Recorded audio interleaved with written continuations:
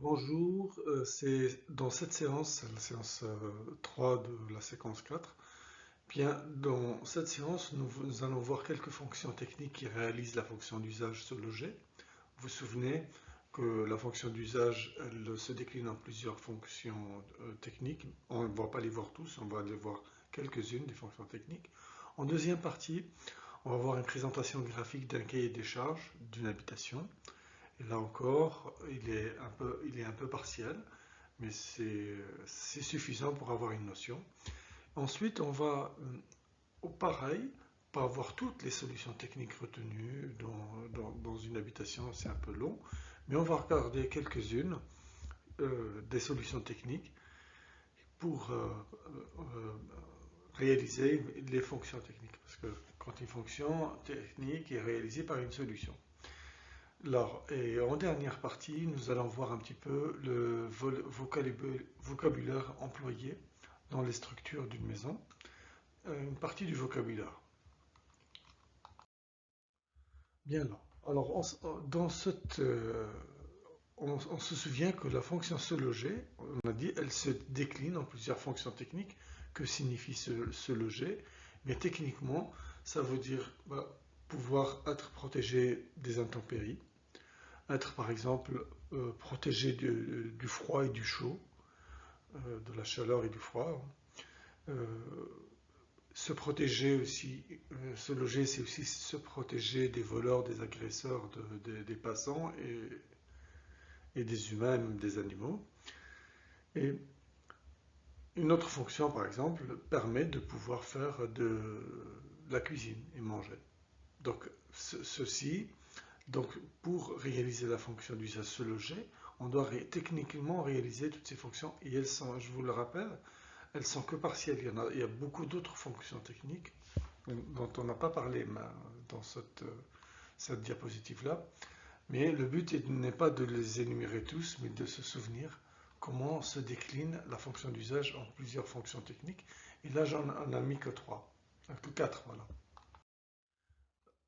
Là, maintenant, on aborde un petit peu ce qu'on appelle le cahier des charges. Et d'abord, on va essayer de nommer l'objet qui nous intéresse à étudier, c'est la maison, donc c'est l'habitation. Et autour de la maison, dans des bulles, on a dessiné les éléments de l'environnement de cette maison. L'environnement, les passants, le froid, là j'ai parlé de l'environnement architectural. Le mot environnement dans ce graphique-là veut dire ce qu'il y a autour de cette maison. Est-ce qu'elle est en pleine ville? Est-ce qu'elle est dans la campagne? Est-ce qu'elle est dans le désert? Est-ce qu'elle est voilà?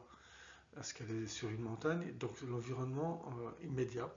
Et le sol sur lequel repose la maison aussi, il y a une interaction. Il faut que la maison aussi puisse, puisse interagir avec ce sol. Bien, il y a aussi autour de la maison du bruit, pas seulement. Donc j'en ai mis quelques-unes, il y a six éléments autour de la maison, de l'environnement de la maison. Eh bien, si on regarde le premier élément, la pluie simplement. Si on regarde l'interaction qu'il y a entre la maison et la pluie, ben, la maison doit protéger de la pluie. La fonction qu'elle doit assurer, c'est qu'elle doit nous protéger justement de cet élément extérieur qui est la pluie. Pareil, la maison doit nous protéger euh, du regard des passants, doit nous protéger de la discrétion des passants. Le froid ou chaud, qui sont les éléments de l'environnement de la maison. Le froid ou chaud, la maison doit donc nous protéger aussi du froid et du chaud. Et ce sont chacune d'elles une fonction qui est exprimée F1, F2, F3, F4, F5, F6. Et chacune d'elles, ce sont des fonctions, on dit, ce sont des fonctions de service, le service que doit rendre la maison à son propriétaire. Eh bien, ces services-là vont être euh, précisés dans un document qui s'appelle le cahier des charges.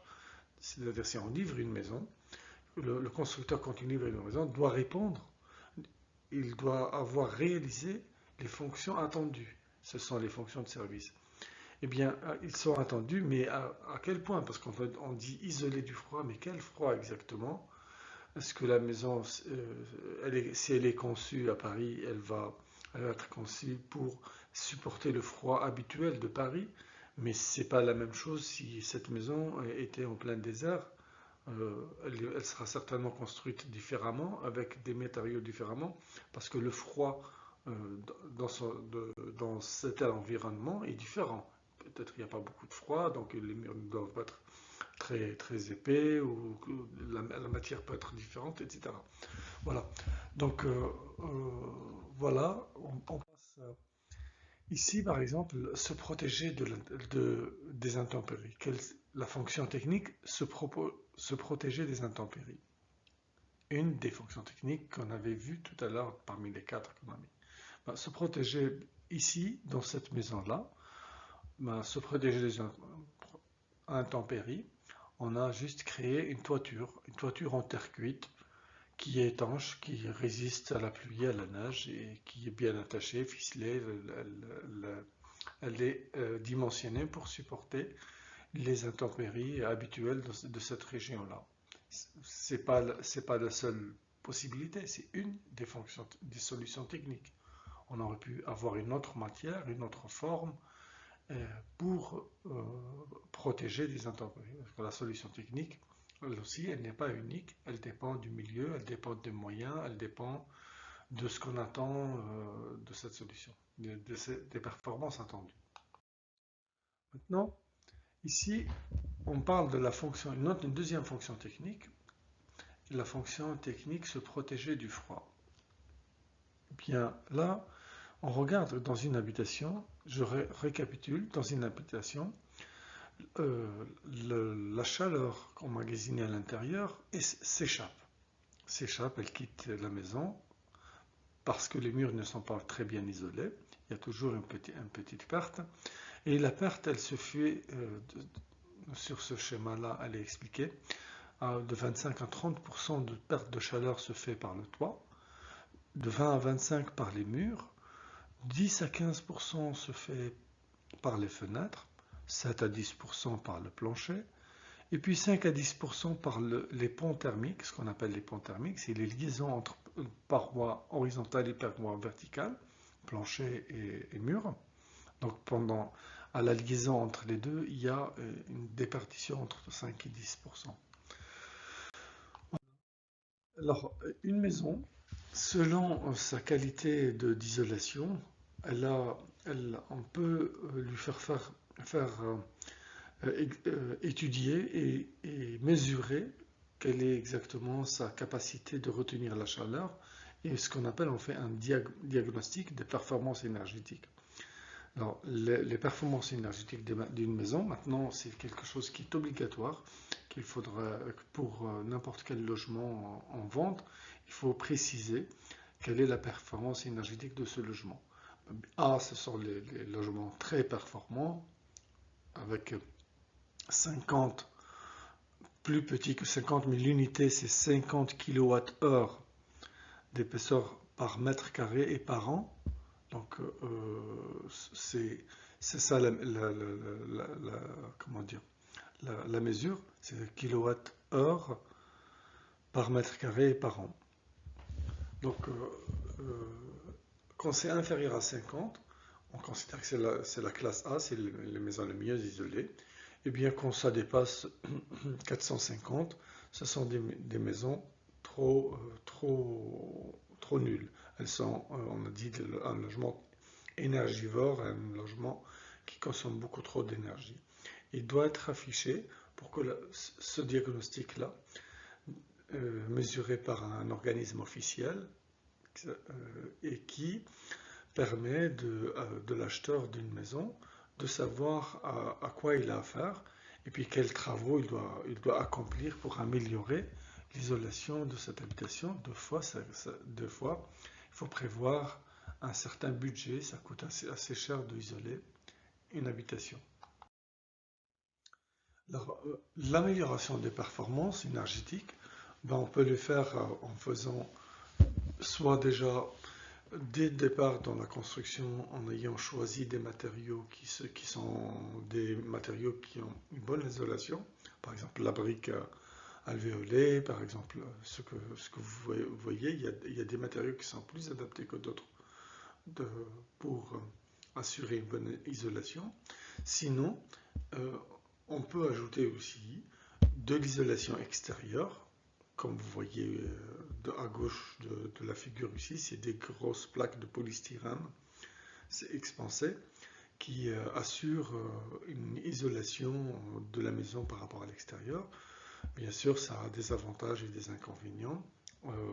Ce n'est pas le but de cette séance, mais on pourrait revenir sur voir quel est l'intérêt de faire l'isolation extérieure ou l'isolation intérieure, comme vous êtes en train de voir à droite de l'image. Là, on voit un monsieur en train d'isoler une maison, mais cette fois-ci de l'intérieur de la maison, non pas de l'extérieur.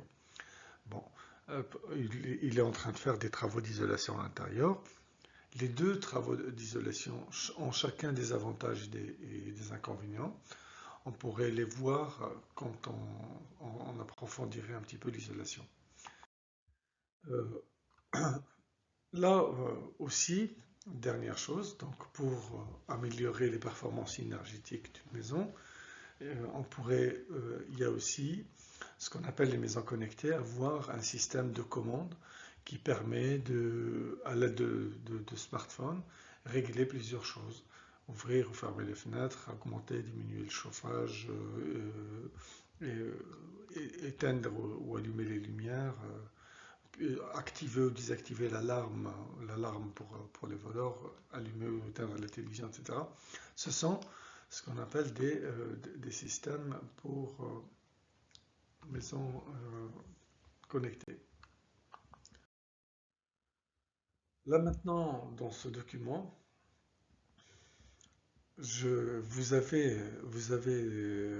comment dire, vous avez d'ailleurs, j'ai oublié de vous dire, dans plusieurs documents précédents, quand vous allez revoir une deuxième fois la vidéo, plusieurs documents, il y a pause.